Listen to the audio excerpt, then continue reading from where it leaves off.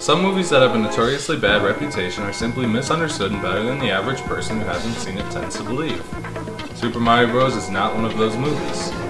This movie is ungodly bad on almost every level. While a bad action movie can be funny, a bad comedy rarely has anything to talk about. Unlike Mortal Kombat, which only had 2 games to draw from, the Mario series was very well established by May of 1993. Games released featuring Mario included Donkey Kong Jr., Mario Bros., Wrecking Crew, Super Mario Bros. 2 USA, Super Mario Bros. 3, Dr. Mario, Yoshi, Yoshi's Cookie, Super Mario Bros. The Lost Level, Super Mario World, Mario Paint, Super Mario Kart, Super Mario Land 2, 6 Golden Coins, and Mario Teaches Typing. The things that are in these games are almost entirely thrown out the window in exchange for a really stupid movie about dinosaur people living in an alternate universe to real-life Brooklyn. So let's go into it. The movie starts with an MS Paint animated intro showing dinosaurs eating plants before getting hit by a meteor, but instead of going extinct, the dinosaurs are displaced to an alternate reality. This sets the stage later for our villain to want to take his revenge.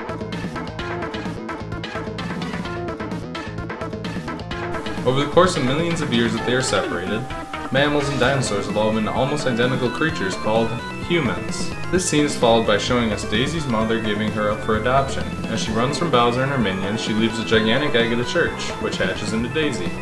It's strange that despite their evolution into haired primates, the humans from the other world still lay eggs, but it serves its purpose of getting Daisy the crystal that can fuse the dimensions and explaining why she's in Brooklyn. This scene also reveals our villain's name is Koopa rather than Bowser, which is more akin to his Japanese name than his traditional American name, although King Koopa or just Koopa is infrequently used in America as well. I'd also like to point out in the games, Daisy isn't actually the princess of the Mushroom Kingdom as she is in the movie, a role that obviously belongs to Peach. She's actually the leader of Sarasaland. Although the exact name of the alternate Earth where Dino Hatton is located is never stated, Koopa does briefly refer to it as a Mushroom Kingdom. We go ahead 20 years to 1980-something Brooklyn, where Mario and Luigi run the Mario Brothers plumbing service, a common depiction for Mario pushed by the original Mario Bros. Arcade game and many Mario television series. The news report Luigi is watching conveniently runs a report on parallel dimensions, because the opening scene might have already been forgotten 4 minutes into the film. Mario and Luigi take a job and drive out to the location where the job is, only to find out they've been beaten to the punch by their rivals, the Scapellis. When things like this happen in much better movies like Nightcrawler, it's because they were chasing all-point bulletins, not receiving direct job inquiries from a company who also apparently phone their rivals. This scene solely exists because the screenwriters couldn't find a better way to introduce the Scapellis, like for example, introducing them on the TV spouting useless exposition about parallel dimensions. Scapelli is also involved in the construction of something unimportant that is going to be built over a dinosaur excavation site. A dinosaur excavation site in the middle of Manhattan. One of the excavators at the site is of course Daisy, who is threatened by Scapelli and leaves to find more help. Meanwhile, Spike and Iggy, Koopa's most loyal henchmen, track Daisy. They are named after the common enemy Spike and the Koopaling Iggy Koopa, although there is nothing tying them to their namesakes. Both are bumbling henchmen on the same level as other comedy relief characters like Jar Jar. The two track Daisy attempting to kidnap her, a task they have failed at repeatedly, revealing them to be the cause of Brooklyn's briefly mentioned missing women. The Mario Brothers plumbing van breaks down, and as it does, Daisy walks by. It's love at first sight for Luigi, and while Mario gets water for the radiator, Luigi makes a move. After an awkward attempt at humor, Luigi tries to lure Daisy into the van of 2 strange Italian plumbers, and she accepts. You want a pizza, little girl? Well, have a big sausage pizza! Holy shit, that's a big sausage pizza! After riding in the strange Italian men's van, she agrees to eat dinner with Luigi. Whether she was intimidated into it or went on her own is up to interpretation. I hope she made lots of spaghetti. Mario brings his girlfriend along. Her name? Peach? No. Pauline? No. It's Daniela. Now, I'm not one to not do my research, so let me say this. According to an uncited trivia point on Daniela's Mario wiki page, in the script for the film, her full name is said to be Daniela Pauline Verducci. This makes her the equivalent of Pauline, and her last name also implies that she is of Italian descent. While I'm not actually going to read the script to verify this, I feel judging by her appearance this was likely the case in the minds of the screenwriters. The screenwriter shows a ridiculous amount of exposition at us in this scene. The dig site has a meteor, it was the one that killed the dinosaurs, Daisy's MacGuffin necklace, and so on. The scene climaxes with Luigi proudly exclaiming that his family died and that Mario's like a mom to him. While clearly meant to lighten the mood of the scene after all that exposition, I can't help but wonder what Daisy thinks about this bizarre outburst and wonder why a scene that was so obviously false flag wasn't trimmed or cut from the movie.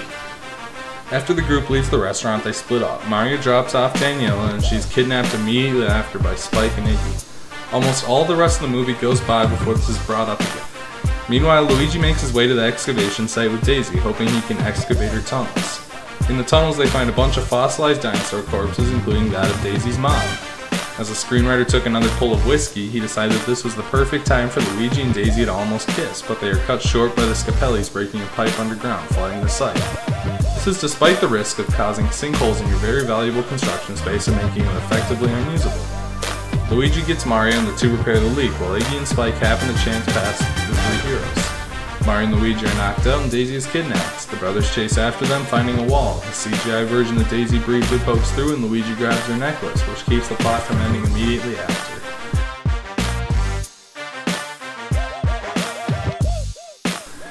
Luigi jumps from the cliffside into the wall and disappears. Mario is reluctant to save his only family in the world, but slips and falls to his death, only to be saved by getting teleported to the setting of the rest of the movie. In the greatest groaner of the movie, the Mario brothers find themselves in Dino Hatton. Dino Hatton is just like Manhattan, but it's also covered in a strange fungus. This fungus becomes important later on. The biggest difference between Dino Hatton and Manhattan, besides being filled with signs that have cute little references to the game, is that it's filled with horrible creatures alongside humans, one such as the Goomba. In a move that almost seems intentional, the Goombas of this movie adaptation are as far away from their normal counterparts as one could imagine. Instead of mushrooms, huge head, tiny body, and little legs, Goombas are tall, small-headed lizard monsters and have arms, a feature Goombas normally lack. Our antagonist Koopa meets with Lena. Who exactly Lena is unclear, whether it's his girlfriend, his wife, his secretary, or just a partner in crime. Lena is Koopa's second in command in most ways, and the two discuss their plans for domination of the Earth with each other. Dino Hatton is revealed to be a massive shithole that is quickly running out of resources, which is why Koopa wishes to take over the Earth. Iggy and Spike interrupt to reveal that they have succeeded in capturing Daisy, although her necklace was taken by the Mario brothers. Koopa is furious and begins to hunt our heroes. Back in the city, the brothers get mugged by an old lady. While a scene like this could be pulled off in a better, more competently made movie, in this movie it comes off as uninspired and awkward. After taking the necklace, the old lady herself is mugged by a large black woman. Any guesses who this character represents? You probably wouldn't. She's Big Bertha, a mildly obscure enemy who appeared in Super Mario Bros. 3 as well as making appearances in a Mario comic. Big Bertha then launches off with hydraulic jumping boots. These boots, of course, named Thwomp Stompers after the enemy Thwomp, are introduced so that Mario and Luigi can jump higher later without it seeming very strange that these Italians can soar through the sky. A passing hipster/homeless musician approaches the brother and sings an anti-Koopa song. In the spirit of excessive cameos and references, this homeless man is none other than Toad. A cop comes up and arrests all three, leading to the only scene that manages to be even mildly entertaining, the revelation that Mario's last name is in fact Mario. Okay, look, how many Marios are there between the two of you? There's three. It's Mario and Luigi Mario. Mike! Help these Marios around the side. All five of the captured girls, including Daisy and Danielle, are reunited and the brothers begin their jail time. Toad reveals that the Mario brothers have crossed dimensions, hence the strange experiences they've had. Toad also states that he believes the king of Dino Hatton before Koopa was de-evolved into fungus, causing the infestation and implying that Dino Hatton is the Mushroom Kingdom. Koopa leads the brothers to the de-evolution chamber in order to showcase its abilities. Koopa begins by turning Toad into a Goomba, although Toad is still allowed to keep his harmonica so the audience can easily recognize him later. Koopa threatens to de-evolve himself into a T-Rex if the Mario brothers don't cooperate with his demands because a T-Rex is far more threatening than a large turtle. Mario and Luigi use the de-evolution chamber on Koopa, who fluctuates between T-Rex and human for most of the rest of the movie, and the two run off. After a chase in a stolen cop car, the two brothers end up in the Koopa Desert, named after the second world in Super Mario Bros. 3, although it is usually referred to as Desert Land. The Koopa segment has little of importance happen and mostly exists because the movie was too short in a previous draft. Iggy and Spike are evolved in the de-evolution chamber and take their newfound intelligence to the desert to hunt Mario.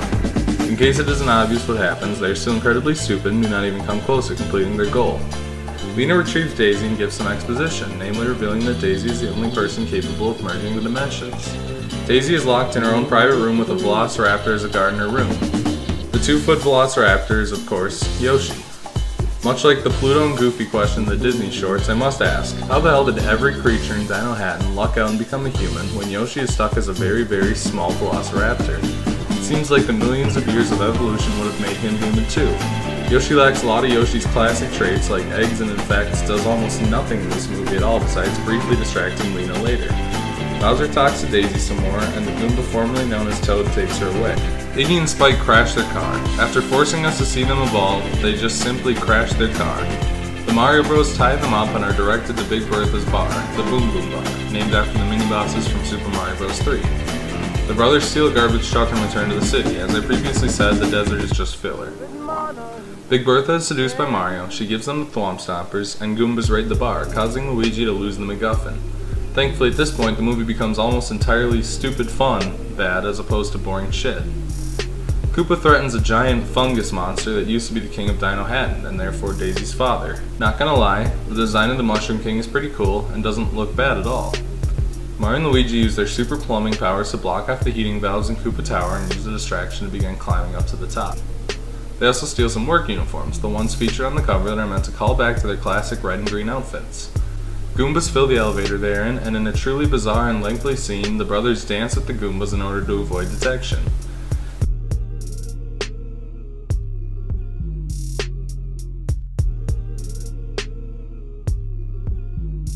Lena tries to give the MacGuffin to Koopa, but he ignores her, causing her to take the piece on her own and go through the plan without him.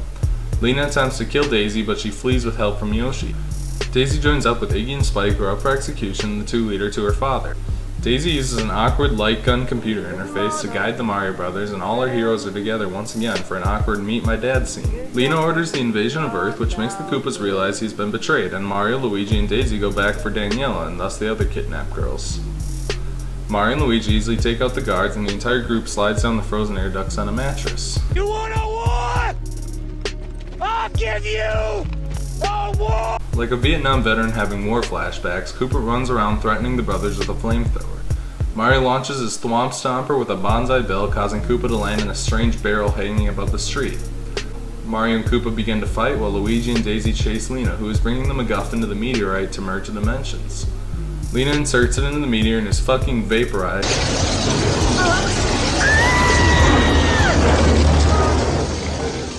But the dimensions begin to merge, causing people and objects to start disappearing into the other world, including briefly returning to Manhattan. A Bob-omb laid by Mario continues to walk underneath the streets of the city as Mario and Koopa continue their fight. Daisy and Luigi work on unmerging the dimensions, while Daniela warns Brooklyn of the merging.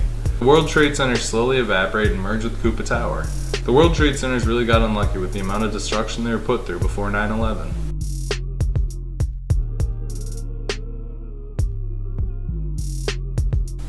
Mario devolves his rival Scapelli into a monkey, leaving him presumably permanently stuck in a zoo for the rest of his short, miserable life.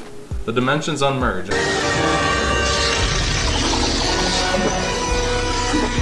And in the most awkward product placement ever made, the Bob-omb explodes, revealing a brief shot of its Reebok sneakers.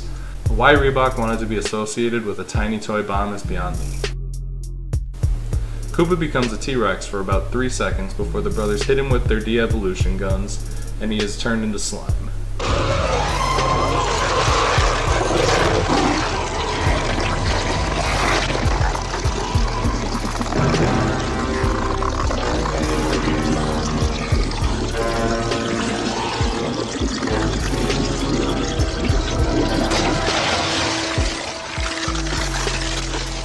Daisy stays behind in Dino Hatton to help her father repair the damage done by Koopa, turning down Luigi in the process, but only a few weeks later she shows up in the house of the Mario Brothers, asking for their help with a new enemy as a lead-in for a sequel that never came.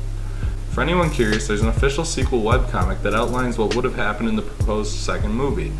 While I haven't bothered to read it, it appears that it is about Wart, making an adaptation of Super Mario Bros. 2, the USA version. The movie ends with a mediocre gag stinger of Iggy and Spike being offered the video game rights to their story, Super Koopa Cousins. As its own movie, Super Mario Bros. Is a disaster. The movie falls flat in almost every aspect imaginable. The plot, as one might expect, is a train wreck. The movie is filled with all kinds of nonsense. To imagine that dinosaurs evolved into humans is the most mind-blowingly lazy plot point that has ever been conceived, but it doesn't stop there.